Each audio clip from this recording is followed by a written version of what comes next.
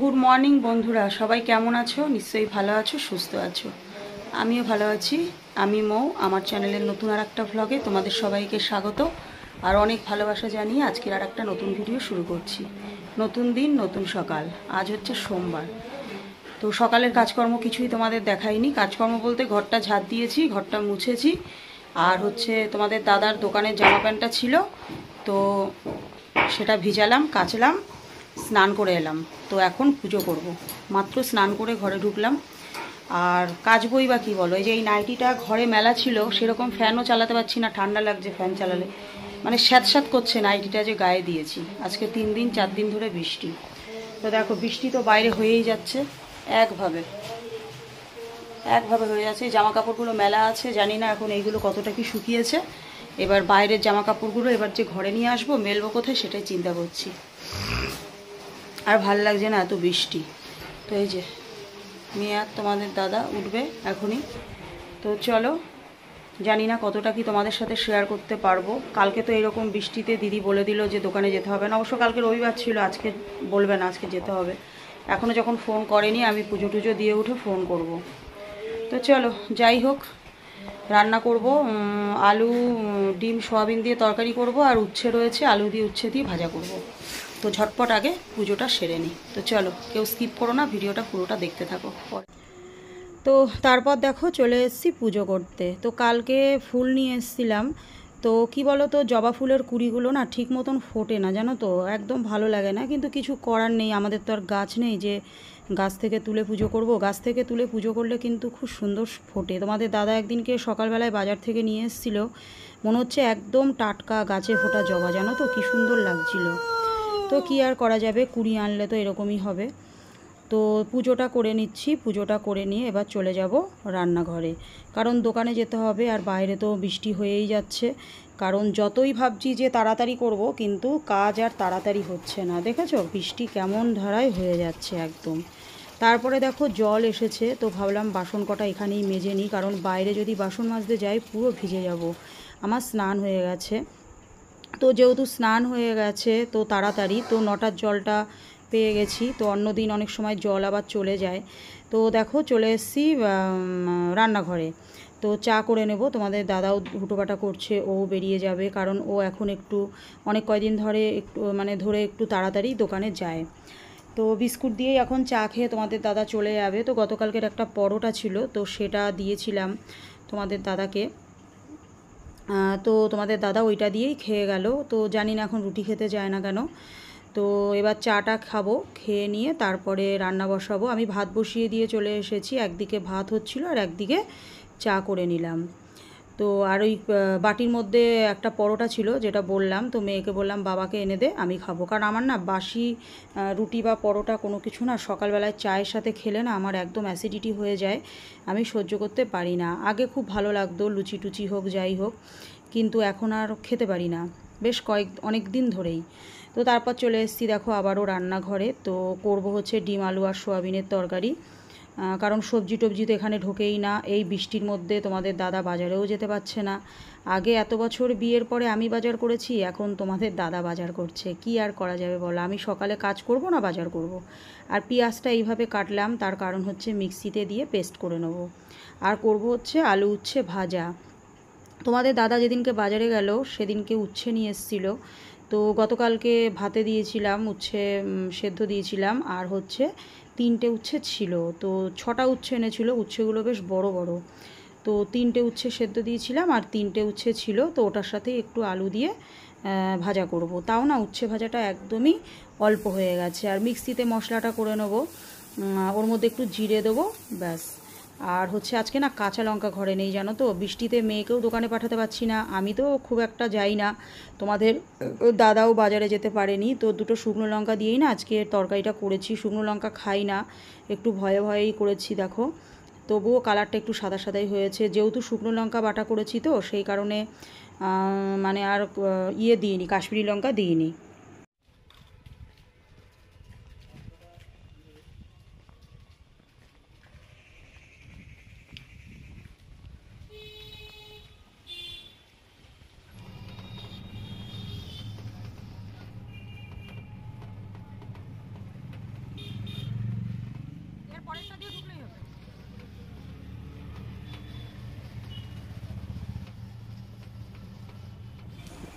তো তারপর দেখো চাবি নিয়ে চলে এসেছি দোকানে। তো গতকালকে কাস্টমার ছিল, রাত হয়ে যাচ্ছিলো বলে আমি বেরিয়ে গিয়েছিলাম। দিদিকে বলে গেছিলাম, দিদি তোমাকে আর গুছাতে হবে না, তুমি রেখে দিও, আমি সকালে এসে সবটা করে নেবো। তো কাউন্টারের ওপরে জামা কাপড়গুলো পড়ে আছে, বাইরে তো বৃষ্টি হয়েই যাচ্ছে। তো মিনিমাম 12টা মতন বাজে। তো জামা কাপড়গুলো এবার ঝটপট গুছিয়ে কাজটা সেরে নেবো। দেখো অনেক কটাই বেশ জামা কাপড়, তো আস্তে আস্তে ভাঁজ করে তারপরে দোকানের কাজটা সেরে নেব। আর মাসি আসবে কিনা সেটাই ভাবছি, ঘর মানে মুছতে। তো জামা কাপড়গুলো আমি এক এক করে গুছিয়ে নিচ্ছি। আর মানে কি বলবো তোমাদেরকে, এত সুন্দর ওয়েদারটা, বৃষ্টি হয়েছে আমাদের, একদিকে ভালো লাগছে না, মানে রাগও হচ্ছে, কিন্তু আর একদিকে দেখো ঠান্ডা হয়েছিল কিন্তু বেশ, ফ্যানের হাওয়াটা এত সুন্দর লাগছে তোমাদেরকে কি বলি। তো ঝটপট করে কাজগুলো মানে সেরে নিচ্ছি। আর ভাদ্র মাসের গরম, বাবারে বাবা যা গরম পড়েছে, ঠিক আছে। তো মানে ঘরে যেন থাকার উপায় নেই, ঘরেও থাকার উপায় নেই, আবার বাইরে বেরোলেও সেই রোদের যা তাপ। তো যাই হোক, কী আর করা যাবে। তো বৃষ্টি হলেও মানে রাগ ওঠে, আবার বৃষ্টি না হলেও গরম লাগে, কি আর করা যাবে। তো জামা কাপড়গুলো ভাঁজ করে নিচ্ছি, এইবার আস্তে আস্তে ঘরটা ঝাঁট দিয়ে দেবো। তো জামা কাপড় ভাঁজ করতে করতেই না মানে মাসি চলে এসছে। মাসি এসে একবার উকি দিয়ে গেল, তো বললো যে মা আসছি। আমি বললাম ঠিক আছে, কারণ আজকে একটু যেহেতু লেট হয়ে গেছে, মাসি 11:30টার মধ্যেই চলে আসে। তো বৃষ্টির মধ্যে উনিই বা কী করবে বলো। তো আমি দেখো ঘরটা ঝাঁট দিতে দিতেই মাসি এসেছে। দেখো অসহায় মানুষ, তাই ভাবি বৃষ্টির মধ্যে মানুষের পেটের জন্য কত কি করে, তাই না। তো সেটাই ভাবি যে দেখো তারও হয়তো স্বামী ছিল, বা স্বামী নেই না আছে জানি না। তারপর ধরো হয়তো তারও ছেলে আছে, হয়তো ছেলে হয়তো মাকে দেখে না, বা মেয়ে আছে দেখে না, বা কি জানি বলতে পারবো না, এরকম তো অনেক কিছুই হয় না। তো সেটাই ভাবি, তো সেটাই মাঝে মাঝে ভাবি যে দেখো মেয়েরা কিন্তু যদি মনে করে সমস্তটাই সামলাতে পারে, তাই না। মানে কারুর ওপরে কিন্তু মেয়েদেরও আজকাল ভরসা করতে হয় না। তো মেয়েরা কারুর বোঝা নয়।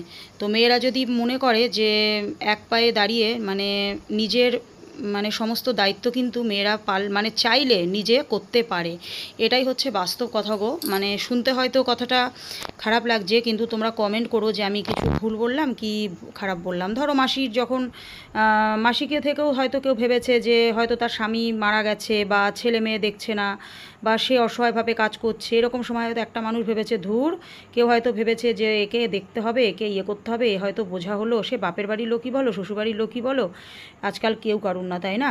তো সেই জায়গা থেকেই বললাম যে মেয়েরা কারুর কিন্তু বোঝা হয় না, তাই না। মানে আজকালকার যুগে অন্তত মেয়েরা যদি মনে করে, মেয়েরা কিন্তু পরিশ্রম করে, সৎ পথে পরিশ্রম করে মেয়েরা কিন্তু নিজের লক্ষ্যে পৌঁছাতে পারে, বা নিজের স্বপ্ন কিন্তু মেয়েরা পূরণ করতে পারে।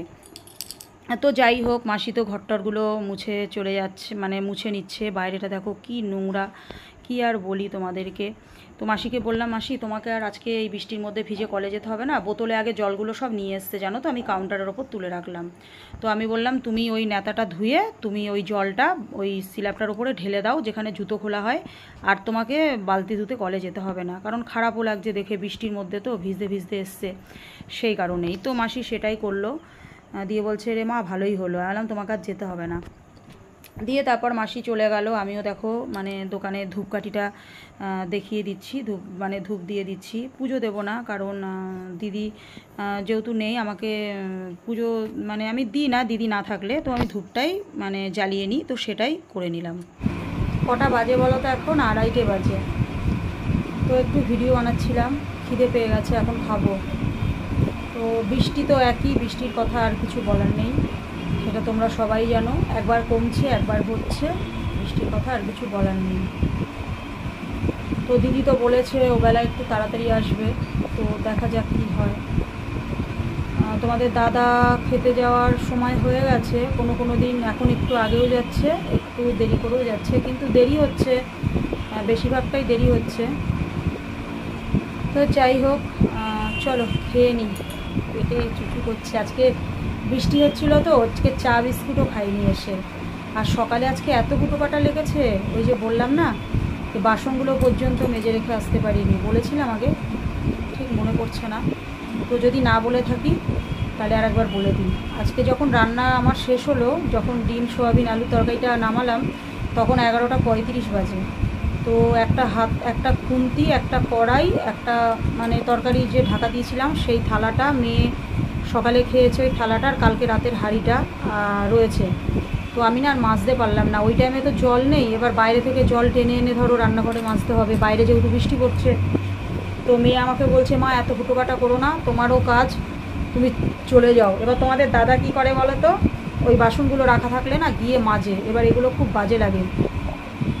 তো মেয়েকে আমি বারবার বলে এসেছি বাবাকে বলবি মাজতে না, কারণ কি বলো তো ওরও তো দোকানে খুব পরিশ্রম হয় না, ওর প্রচুর পরিশ্রম হয় দোকানে এখন, তারপরে পুজোর সিজনে।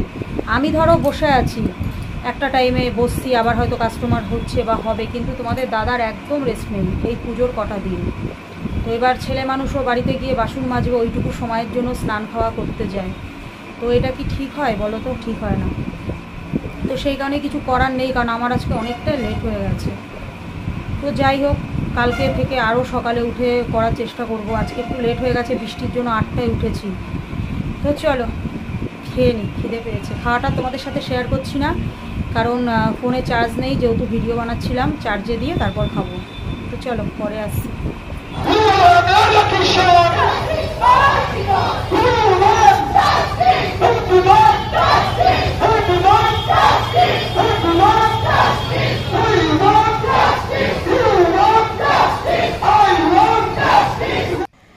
তো তারপর দেখো সন্ধেবেলায় তো চা নিয়ে আসলাম, লিকার চা আদা দিয়ে। তো দিদির যে গলাটা ব্যথা ব্যথা করছে, তো আমি চা খেয়েছি একবার, দুধ চা আর বিস্কুট। ওই যে দিদি বসে আছে দেখো, তো আমাকে বললো মো গলাটা ব্যথা করছে, আর আমারও না গলাটা ব্যথা করছিল, জানি না হয়তো ওয়েদারটা ঠান্ডা ঠান্ডা পড়েছিল সেই কারণেও হতে পারে।